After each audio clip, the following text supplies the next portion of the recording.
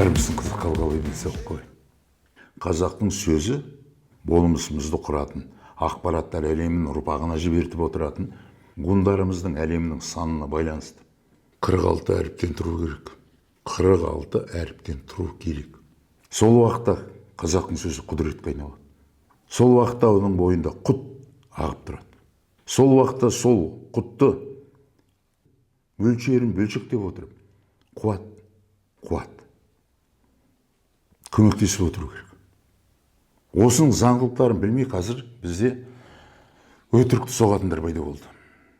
Құт пен қуаттың айырымын да білмейді. Тоқтар абыз айтты деп айт. Қуат деген физикалық энергия. Қуат. Ал құт деген биологиялық әлемнің энергиясы. Жаңағы сырттан келетін қуаттың жанында әлсіздеу. Сенбейсің ба? Биологиялық әлемнің энергиясының әзірге әлсіздеу екенін білгің келе ме? Онда электричествоға бар да соғын тығып ал. Не болар екен? Ал биологиялық әлем, мына құттың ұлы дәрежеге жетсін десең, онда сабыр амалына отыр. Қазақ білген сабыр амалына отыр. Таңдайыңды қақ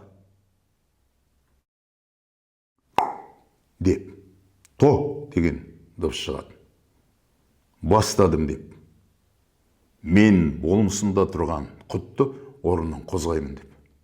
Биологиялық энергияны орнынан қозғаймын деп.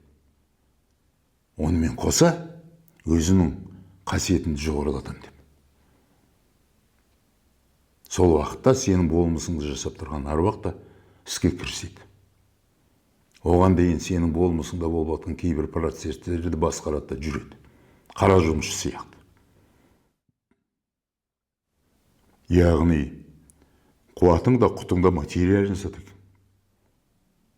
Аруақ та материалын екен.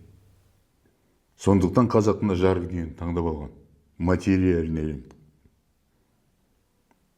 Ол тылсым әлемнен рақым күтіп отырмайды екен. Қайта оны зерттеп, зерделеп, ілім, ғылым қуған. Соны қуып атқан кезде біз өзіміздің қасиетімізді көтере алғанбыз. Яғни құтымызды қашырмай, құтымызды көтеріп отыр. Қасиет дегенде материализм деген. Көктен келетін заңдылық емес екен. Бізге жіберілген небір изімдарменен, небір сұмпайы түсініктердің арқасында қазақ өзінің мына жарық дүниеден таңдап алған ұлы түсінігінің заңдылықтарынан айырылып отырмыз.